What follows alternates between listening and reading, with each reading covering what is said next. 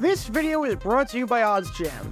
If you've never heard of arbitrage betting, it's a way to bet where you will always come out on top no matter what, because you bet both sides of the coin. Because each sportsbook has different odds, you can do this and make money stress-free and effortlessly. It's not betting so much as it is math. As an example, last Sunday, I went to the arbitrage calculator that OddsJam has and saw that over at Bet365, they had minus 125 odds on the Lions to score over 1.5 touchdowns in the first half. While at Hard Rock, they had plus 145 odds on the Lions to score under 1.5 touchdowns in the first half. Even though the Lions didn't score a touchdown in the first half, and I lost my bet at Bet365, because of the way the odds worked out, and because of what I placed at Hard Rock thanks to the arbitrage calculator that OddsJam has, I came out on top. And if that might not seem like a lot of money, there have been moments that I pounced on arbitrage odds like these, where you can turn a 20% to 30% profit completely stress-free. OddsJam's tool makes everything one click away, and there are hundreds of bets like that every single day based on the sportsbooks available in your area. If you do exactly as they say, you will literally always come out ahead. If you sign up now using my promo code JG9, not only do you get a 7-day free trial, and not only does it help the channel out a lot, but you get 25% off your first month. Link in the description. So sign up for OddsJam today, where the odds will be in your favor. Yeah, this game was brutal. I'm not even going to beat around the bush when it comes to this, because everything about this was ugly with a capital U, as the New York Jets won 24-3 over the New England Patriots in a game that never seemed to be in much doubt. We were midway through the third quarter, and the New York Jets had more touchdowns than the New England Patriots had first downs on non-penalties. Every single drive that the Jets had for the first 3.5 quarters went into plus territory. The Jets had 70% possession after 3 quarters, and honestly, it felt like more. Aaron Rodgers was nearly perfect, and while I was saying that sentence, the Patriots missed 3 more tackles and allowed another sack. We still don't really know what to make of the Jets this season, as even though the defense looked sharp and Rodgers has looked good the last 2 games, they did beat 2 teams that aren't expected to do a whole lot on paper. And there was some general sloppiness, like the penalties and the poor special teams play. But we do know what to make of the Patriots. This is a bad football team, and this is not an exciting team to watch at all. Having said that, if you do like exciting content to watch, at the very least, content that's better than the Thursday Night Slates we've gotten this year so far, then this is the place for you, because we talk about all things in the NFL every single day with a new video and a live stream. So if you like that sort of stuff, then be sure to hit that like button down below, subscribe, and turn on the notification bell so you don't miss a single video that we post on the channel. Thanks in advance for your support as we try and hit 70,000 subscribers. However, if there was one moment of excitement for the Patriots, it was with the Pats down 24-3 late in the fourth quarter. After taking a beating, and after not moving the ball well all game, Jacoby Brissett got benched. And for the first time in a competitive game, Jerod Mayo, the team's first-round pick, and the 3rd overall selection out of North Carolina, enter the game. With just about 20 seconds left, the Pats had the ball in a goal-to-go situation, right outside the end zone. All you've got to do is score, and you can give your rookie quarterback his first touchdown, and you can get him some confidence, and May under pressure and gets sacked. Well, that sucked, but it's okay. You've got all 3 of your timeouts, so you have another chance to score and get this to work, and you're going to let the clock run out. Well, that was interesting. Not even going to give yourself another chance to score. Not even going to give the rookie a chance here. That's an awkward, or at the very least, a bizarre way to end the game. Now, I know what you might be thinking. How could you possibly let the clock run out there? How could you possibly decide to not let Jerod Mayo try and score a touchdown in that spot? You had all your timeouts. You were in a position to score. And you just decided not to do anything there? And afterwards, even though no reporter asked head coach Jerod Mayo specifically about the decision to let the clock run out and concede the game and not try for anything else, a lot of people had a problem with the decision to not let May get a chance to punch it in and to give you something to build off of for next week. Not that Twitter means anything because half the site is filled with bots, but under the replies to the Patriots post about the final score, the top replies all had something to do with not giving May a chance to finish the game and not trying to extend the game a bit further. And yes, this decision seemed a bit baffling on the surface. The goal of the game is to score. You have a chance to score. and you're just not going to do it? You're going to put your rookie quarterback in the game, but not give him a chance to do something and run a red zone offense? However, I honestly had no problem with the decision whatsoever. Sure, it reeked of cowardice, and sure, it was the equivalent of waving the white flag, but for me personally, I might have done the exact same thing with the way the game was going, and with the way the drive was going. Because what Jerod Mayo did here deserves a deep dive, and I'm going to defend him here. This is in defense of. Let's dive right in. Alright, so for every game, your primary objective is to win. You do whatever it takes to win the game. However, if you have no chance to win the game, your next objective should be to do whatever it takes to minimize injuries. Do whatever you can to win the next game. Do whatever you can to not put yourself behind the 8 ball for the rest of the season with a pointless injury in a complete garbage time moment. When the sack happens, there's 14 seconds left and you're down by 21 points. Now, I've seen some crazy comebacks before in the NFL in not a lot of time. Heck, we saw the game in 2001 between the Chicago Bears and the Cleveland Browns, where the Bears came back from down 14 points with not even 30 seconds left. I've watched a crap ton of football and have seen just about everything. And I know for a fact that there is no scenario in the world where with 3 timeouts left and 14 seconds left down by 21 points, that you can possibly win the game. The time to win it was 59 minutes and 46 seconds before. Even if we assume a play to the end zone would take 4 seconds, if you call the timeout and score with 10 seconds left to make it 24-10, you would need to recover the onside kick, throw up a Hail Mary that takes 8 seconds and convert it to make it 24-17, recover a second onside kick, and then throw up another Hail Mary to get it. I suppose it is possible, just like I suppose me becoming the richest man in the world by betting my life savings on Chicago State to go 39-0 and win the NCAA tournament is possible. However, unless you're dreaming or playing a video game with all the sliders adjusted, it's not happening. Plain and simple, it's not happening. You cannot win this game. And you know what the easiest way to have a chance of winning the next game is? Not have anyone hurt and to go in on a clean slate. Especially when you're playing on what is widely considered to be the worst surface in the NFL with the MetLife Stadium turf monster. And the way you do that is by not calling a play and by not taking any chances. The game is over. You're playing on a crap field. You have nothing to gain from any of this. Just go into the locker room with your loss and move on and figure out what went wrong. And do it with a healthy team. I saw firsthand what happened when teams try to get stupid in that spot. When the Jacksonville Jaguars played Washington back in 2014, trailing 41-10 with 28 seconds left facing 4th and 16. And they tried to actually throw the ball in their own territory. And sure enough, it resulted in Allen Hurns getting injured. I've seen it too many times where someone gets hurt in garbage time for no reason when the white flag has been waved. There is no reason to take unnecessary punishment, and there is no reason to take that chance. And sure, football is an inherently physical game. If that's the case, and there is always a chance at injury, then why even play? Why even send the guys on the field? Well, it'd be one thing if Drake May was upright, had a clean pocket, and wasn't getting hit. Then I'd argue that you should get some more reps in for this guy right here, and get more reps in for the rookie, because you've got nothing to lose. Except for the fact that this Patriots offensive line was trying to get their quarterbacks killed. Whether it was Jacoby Brissett back there, or Drake May back there, the offensive line gave the quarterbacks no time to do anything and stay upright.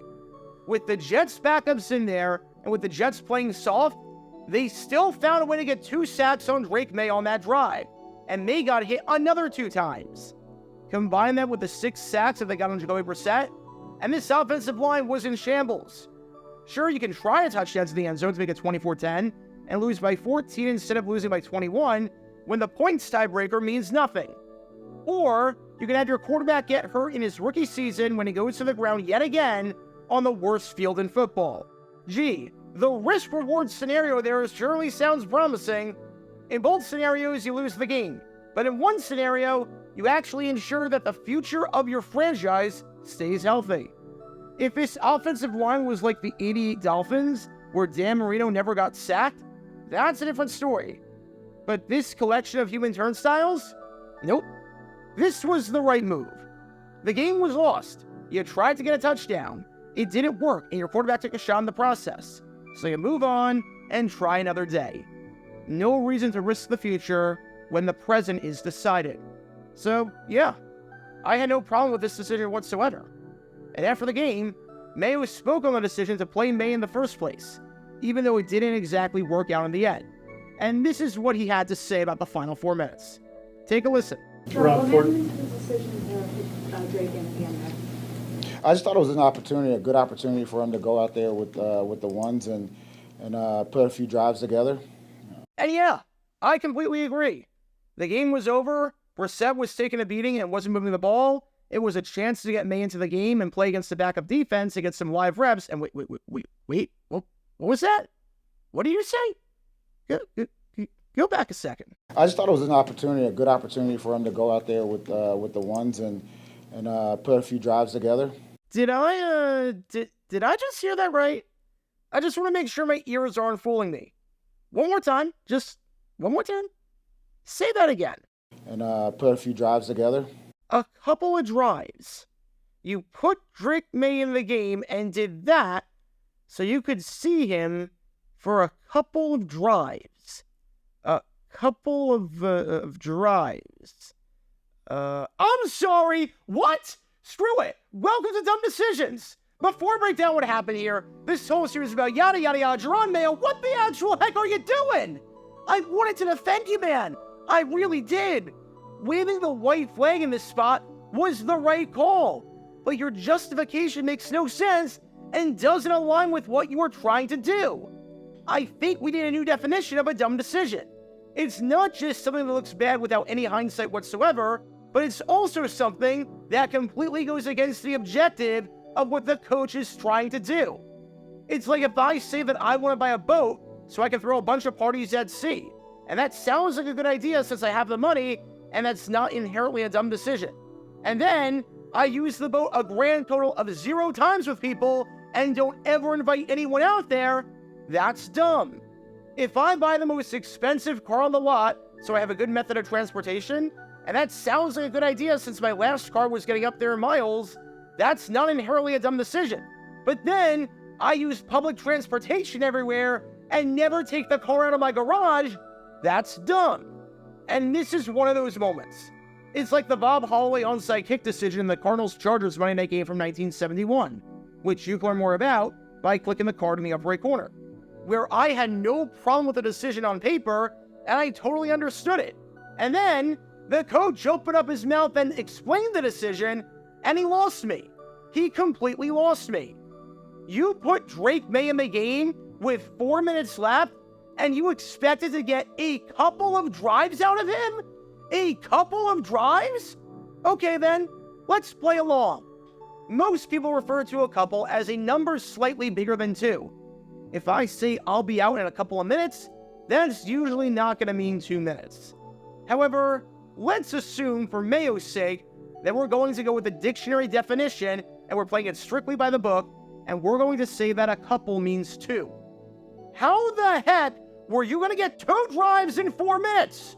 You called running plays. You let the clock run down. You never burned a timeout. You had no problem running time off the clock.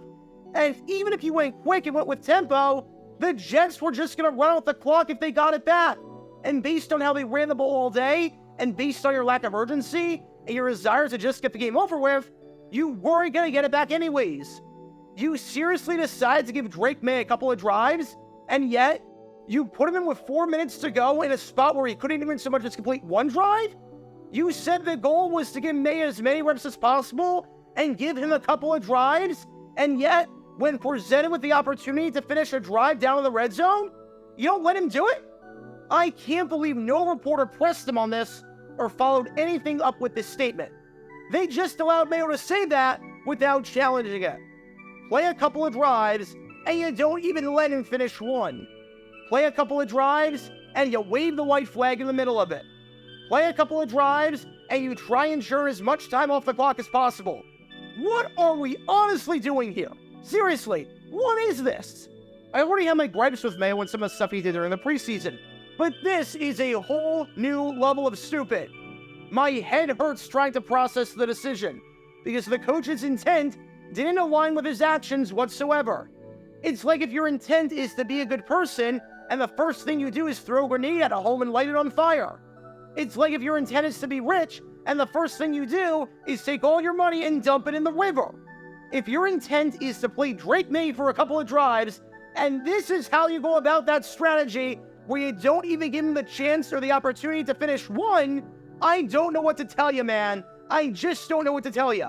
If this was your way, if this was your grand plan to play Drake May for a couple of drives, then you chose the worst possible way to do it. And this game between the two teams behind me right here got me to thinking just how similar the starts were for the 2020 Jaguars and the 2024 Patriots. Look at the Jaguars 4 years ago in 2020, which also happened to be an election year coincidentally. Everyone expected the Jaguars to be the worst team in the NFL. No one had any hopes for the Jaguars going in.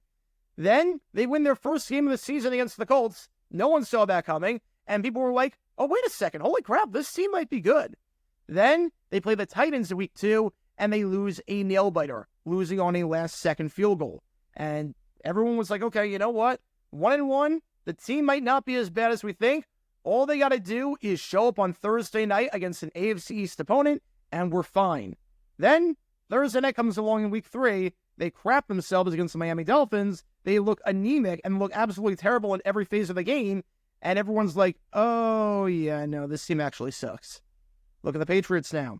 Week 1, you win against the Bengals out of nowhere. Week 2, lose on a last-second field goal in overtime to the Seahawks. And now, AFC East opponent Thursday Night Football. These are the Patriots we expect. History finds a way to repeat itself. So what do we learn from all of this? I honestly don't even know. Because on one hand, this was the right call, and I had no problem with it. And I was so close to making this an In Defense Of episode before Jerod Mayo decided to open up his mouth and explain why he did this. Seriously, if the man just kept his mouth shut or said anything else, I would be defending him to the grave on this decision to not try a touchdown at the end. But because his intentions did not match his actions, I've got to call him out. I guess what we learned is this.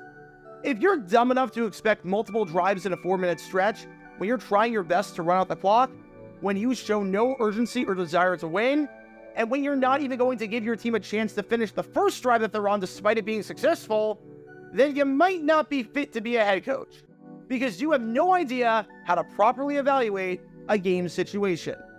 Because when all of these elements are in play, you can't exactly be surprised when this play backfires. Talk about a dumb decision.